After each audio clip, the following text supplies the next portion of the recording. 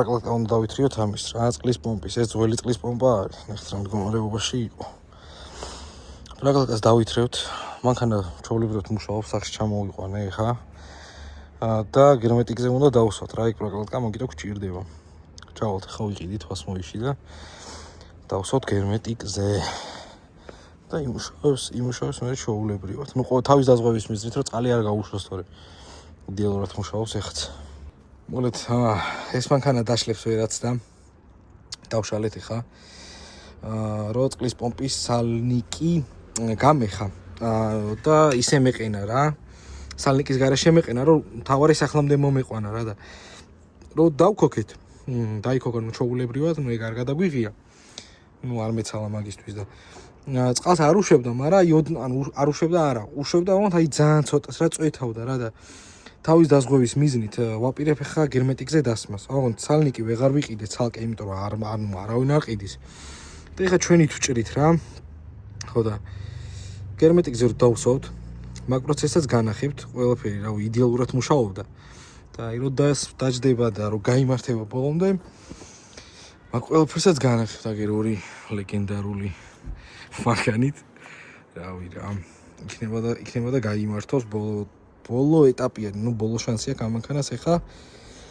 წყლის პომპა თუ დაყენდა და ყველაფერი გამოსწორდა, ესე იგი კარგათაა ყველაფერი. თუ არ გამოსწორდა და წყალი აადუღა, ესე იგი გალოგის პრაკლაკა გვაქვს დამწვარი. რაღაცა პრობლემაა კიდე ისეთი რა. მოსაგვარებელი რაც იქნება და უნდა შევხედოთ რა. რო დაყენდება, გერმეტიკი რო გაშრება, ალბათ ხვალე უკვე მშრალი იქნება. ბოლომდე რო ავაწყობთ, გავივლით, შევხედავთ, რამდენად კარგად მუშაობს, აცხელებს, არ აცხელებს. და მოკლედ ეგეთი რაღაცეები რა. და რავი, რაც იქნება რა. დიდი ალბათობით მალე უნდა მორჩეთ. ნუ ამ ვიდეოში ყველა ვარიანტი ნახავთ ამ მანქანის დასრულებულ ვერსიას, ესე რო ვთქვათ, ანუ მიყენებულს და გამართულს. მაგრამ რავი, ხანდახან რა გამოხდება, ხანდახან რა ხოლმე, რა სურპრიზები არ მელევა და ამ მანქანაზე და რავი, ნახოთ რა. იმედია მე ერთ დღეს იმ მანქანითაც გავივლით პატარა ტესტ დრაივის პონჩი, თუ პატრონი დაგვთანხმდა, განახებთ მე იმასაც. მევოდა ცოტა, წასმიდიოსაც. ხიო ეგაა. ეს ვინ გირჩია და? ნახოთ, ახლა უნდა წესიც ავიდეს, თუ იქამდე პროვოდკა მთელია და აფერი უჭის. მოგეთ ახალი პრობლემა აღმოაჩინეთ. აი შნური რომელიც მაგნეტოზე ერთდება, აი აქ. ყოფილა აი აქ გადაჭრილი შუაგზაში და ნუ თავის ფუნქციას ვერ ასრულებდა ეს. ამას ის ფუნქცია აქვს, რომ როცა გახურდება, უნდა მიიგრას ვენტილატორი და უფრო მეტად ატრიალოს რა, მოკლედ ელექტრო არის რა და გადაჭრილი ქონია ვიღაცას წინა პატრონს ან რა ვიცი, იმის წინა, არავი იმის წინა, ვერ მუშაობდა, მაგის გამო გვიდუღებდა წყალს საცობებში. ამიტომ ეს გადავავით. ეხლა მივამაგრებთ ამას, შაიბებზე უნდა დავსვათ. და მე ნახავთ როგორ იმუშავებს რა, გავივლით, გამოვივლით რაღაცა დავტესტავთ, ნახავთ როგორ იქნება რა. წინა კადრებში ზუსტად ამის იმას ხედავთ, ანუ როგორ მოლე წინა კადრებში რასაც ხედავთ, დანით რო ჭრით და იმუშავებით. აწი ორი გვინდა, დანით რო იმუშავებით, მოგეთ ეს არის რა. ფოკამ იდეალურად მუშაობს, პეჩს ჩავხდეთ, წყალს დავევლოდეთ რომ სულიყო. აი ტემპერატურაზე და ეხლა განახებთ როგორ მუშაობს. Ничего не стало. И საათი მენა ტიკტიკებს. ხავთ სურპრიზები არის ლევა მეთქი. ყველაფერი ხო გავაკეთეთ რა. აი ყველაფერი შევცვალეთ აი აქ. რასაც ხედავთ. და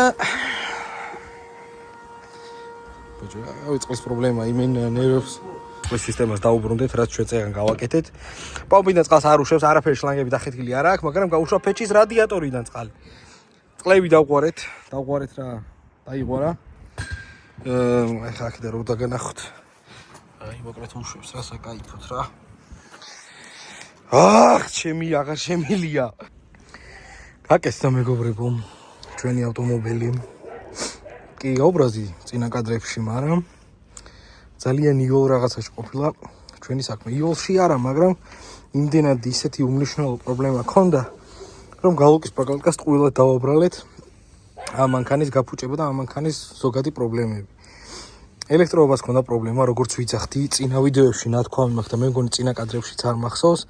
მოგეთ ელექტროობას აქვს პრობლემა რა, რასაც განახედით, აი ეს წინა კადრებში ამის ბრალი ყოფილა რომ მაგნეტო აი ეგ ყოფი მაგნეტო ვერ იკრავს ჩვენს პროპელერს და ინტენსიურად ვეღარ ატრიალებს და შემდეგი პრობლემა ყოფილა აი აქ რომელიღაცა ელექტრომებში, სადენებში იყო პრობლემა, რომელიც მარტივად რო აგიხსნათ ძრავს, როდესაც ხურდებოდა ძრავი, ტვინს არ აწვდიდა და შეტყობინებას, რომ ჩვენი მანქანა გადახურებულია და უნდა გაეგრილებინა. მოკლედ მანქანა ვერ ახერხებდა გაგრილებას და მაგის გამო ხურდებოდა და ხან ერთი შლანგი გახეთქა, ხან მეორე, ხან ბაკიდან გამოუშვა, ხან თერმოსტატის თავი გაგვიხეთქა. ანუ მოკლედ 1000 პრობლემები დაიწყო მაგის გამო რა, მაგრამ მოვაგვარეთ ეგ ყველაფერი. წინა კადრებში E34-ის მძღოლი ხო რო ვიზახი, E34-ის მძღოლმა, იგივე ნათესავმა, იგივე კარგმა ადამიანმა მოგვიგვარა ეს პრობლემა, რომელსაც ელექტროობა ისმის ძალიან კარგად. და უნდა უმადლოდეთ მაგ ადამიანს. 3 დღეა დავდივარ მანქანით, არანაირი პრობლემა არ ქონია, არც გაგრილებაზე, არც წყლის სისტემაზე, არც ზოგადად წყალზე, ანტიფრიზი მისხია და მით უმეტეს. ნუ ეხა ანტიფრიზი არაფერ შუაში არ არის ხა იმ ყველაფერთან რაც ვისაუბრე, მაგრამ მოკლედ კარგად აგრილებს მანქანა წყალს, არც ზემოთ წევს, არც ხეთქავს, იდეალურად მუშაობს მოკლედ მანქანა რა. დღეს არის 30 დეკემბერი, წლის ბოლო ვიდეო. იმედია ეს ვიდეო კარგ ნახვებს და კარგ კომენტარებს და კარგ ლაიქებს დააგროვებს. მოკლედ რო ვთქვათ, მანქანა დასრულდა. და всё, არანაირი პრობლემა აღარ აქვს. არც გაუკის პრაკალკას ქონია პრობლემა და არც დამწვარი ყოფილა. და არაფერი, უბრალოდ პრობლემა იყო იმაში, რომ სადენები არ ვიცი წინა პატრონმა თუ იმის წინამ თუ საერთოდ ვაფშე მე ვარ ამ მანქანის მეოთხე პატრონი, როგორც ვიცი ისტორიიდან გამომდინარე. არც სიმართლე რო გითხრათ, საერთოდ არ ვიცოდი ამ მანქანას თუ ელექტროგაგრილება ქონდა და ვერც კი წარმოვიდგენდი და ვისაც კი ვანახე, არავის არ წარმოვიდგინა და მაგიტო ვაბრალებდით გაუკის პრაკალკას, მაგრამ როგორც აღმოჩნდა ელექტროგაგრილება აქვს, ანუ ელექტრულად მაგნეტო იკრობს ჩვენს პროპელერს და უფრო ხშირად, ანუ უფრო ინტენსიურად იწყებს ტრიალს რა. არ ვიცოდი ეგ თუ ელექტრო იყო მართლა. და მოკლედ ესე გაირკვა რომ ელექტროა. ამიტომ მოგვარებულია ყველაფერი. აქ ჭირდა პრობლემები და კიდე იქ იყო გადამწვარი რაღაც 1-2 ცველი ესე რო ვთქვათ. მოკლედ მოგვარებულია ყველაფერი, გამართულია ჩვენი 124 და აწიელოდეთ სხვა ვიდეოებს, რომელიც იქნება პოლირებაზე, ქიმწმენდაზე და მსგავს რაღაცეებზე. დღეს აღარ მცალია, თორე ვაპირებ მონობლოკების დაყენებას, მაგრამ სანამ მონობლოკებს დავაყენებთ, მონობლოკებზე უნდა ვიყიდოთ ახალი საბურავები, რადგან უკვე ისინი აღარ ვარგა. მაგ ყველაფერსაც უკვე შემდეგ წელს 2026-ში განახებთ. და ვნახოთ აბა როგორი წელი იქნება 2026 პრობლემებით საუსი ამ მანქანასთან დაკავშირებით თუ არა. მოგილოცავთ ახალ წელს, ბედნიერებას, ჯანმრთელობას და ყველაფერს კარგს გისურვებთ. ეხლა ცოტა ცუდად ჩამო, აი ესე იყოს ჯობია. ცოტა ცუდი ხარისხია, მაგრამ მეპატიება. ყველაფერი კარგი მინდა გისურვოთ. ყველაფრის კარგის მომტანი ყოფილიყოს ეს წელი თქვენთვის.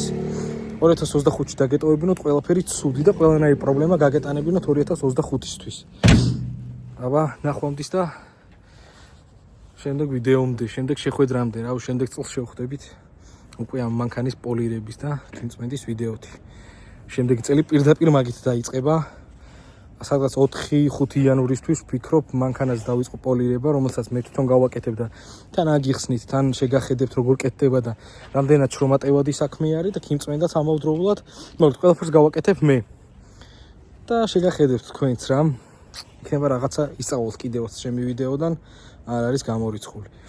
აბა ნახვამდის, კარგად იყავით, დაალაიქეთ ვიდეო და გამოიწერეთ არხი, რადგან დიდი мотиваციაა ეს ჩემთვის. ის 5 თუ 4 ვიდეო რაც მიდევს, მე მგონი ეს არის მე-5 ვიდეო რასაც დავდებ, 4 ვიდეო რაც მიდევს. იმდენად კარგი კომენტარები, იმდენი რჩევები, დაჟე ერთი კარგი ადამიანიც გავიცანი, ოთო, თუ უყურებ ამ ვიდეოს, მოგესალმები აქედან, რომელმაც რჩევა მოგცა ტრამლიორთან დაკავშირებით. ბევრი რაღაცა გითხრა, ბევრი რჩევა მოგცა, აი ისეთ ადგილზე რომ გავიჭედო, სადაც არანაირი საშველი არ იქნება და რაღაც მოკლედ ტრამლიორთან დაკავშირებით რაღაცა თემას მოვაგვარეთ, თუ ტრამლიორს ექნება პრობლემა. ბევრი მანქანა კი არა. ბევრი რაღაცა გვასწავლა ამ მანქანამ წელს და ძალიან ბევრი გამოცდილება მომცა. თითქმის ერთი წელი შესრულდება 30 იანვარს, რაც ეს მანქანა ჩემს ხელში არის. და ნუ მოკლედ დანარჩენი ამბები და ისტორიები, თუ როგორ მოხდა ეს მანქანა ჩემს ხელში, რანაირად, ვინ, მოკლედ რა. დანარჩენ ინფორმაციას გაიგებთ უკვე შემდეგ წელს, როცა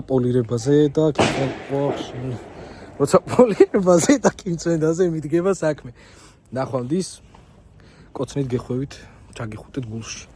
აბა, კარგად იყავით. დალაიქეთ ვიდეო.